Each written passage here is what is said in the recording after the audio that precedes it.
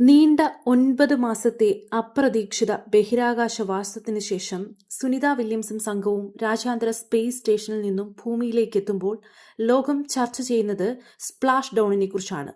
കരയിലിറങ്ങുന്നതിന് പകരം ബഹിരാകാശ യാത്രികർ സമുദ്രത്തിൽ വന്ന് ലാൻഡ് ചെയ്യുന്ന രീതി സ്പ്ലാഷ് ഡൗൺ എന്നാണ് അറിയപ്പെടുന്നത്.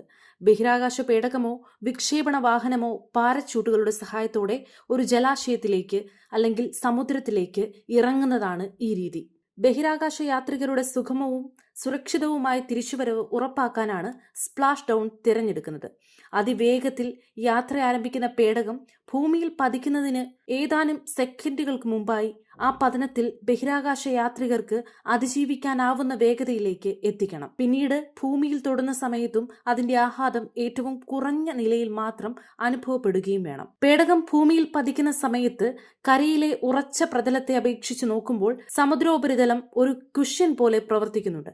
അതായത് മൃദുലമായ ഒരു പ്രതലത്തിൽ ലാൻഡ് ചെയ്യുന്ന പ്രതീതി ആഘാതത്തിന്റെ വ്യാപ്തി വൻതോതിൽ കുറയ്ക്കുമത്രേ. പതിക്കുന്ന ക്യാപ്സ്യൂളിന്റെ വേഗത വളരെ പെട്ടെന്ന് കുറയ്ക്കാൻ ജലത്തിന്റെ സാന്ദ്രത സഹായകരമാവും. ഭൗമാന്തരീക്ഷത്തിലേക്ക് അതിവേഗതയിൽ കടന്നെത്തുന്നതുകൊണ്ട് തന്നെ സ്പേസ് ക്യാപ്സ്യൂളുകൾ വലിയ തോതിൽ ചൂടാകുന്ന സാഹചര്യമുണ്ടാകും. ജലത്തിലേക്ക് സ്പ്ലാഷ് ഡൗൺ ചെയ്യുന്നത് അവ കൂടുതൽ എളുപ്പത്തിൽ തണുക്കാനും അവസരമൊരുക്കും. ഇതിനു പുറമെ ക്യാപ്സ്യൂളുകൾക്ക് പതന സമയത്ത് ഘടനാപരമായ തകരാറുകൾ ഉണ്ടാകുന്നില്ലെന്ന് ഉറപ്പുവരുത്താനും സ്പ്ലാഷ് ഡൗൺ സഹായിക്കുന്നുണ്ട്.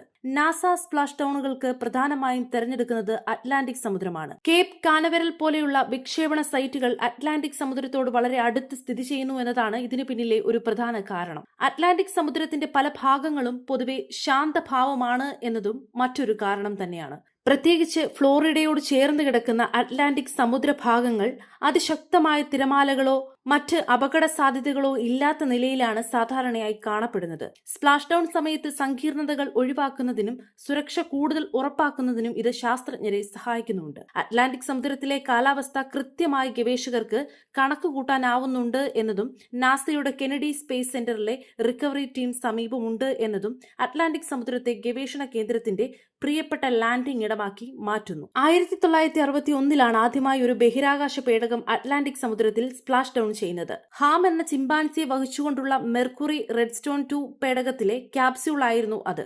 ജനുവരി 31 ഈ ദൗത്യം വിജയകരമായി പൂർത്തിയായി. പിന്നീട് അതേ വർഷം മെയ് 5 തന്നെ മനുഷ്യ യാത്രികരെ വഹിച്ചുകൊണ്ടുള്ള ആദ്യത്തെ ക്യാപ്സ്യൂൾ അറ്റ്ലാന്റിക് സമുദ്രത്തിൽ വന്നിറങ്ങി. മെർക്കുറി റെഡ്സ്റ്റോൺ 3 പേടകത്തിലെ ഫ്രീഡം 7 ക്യാപ്സ്യൂൾ ആയിരുന്നു അത്.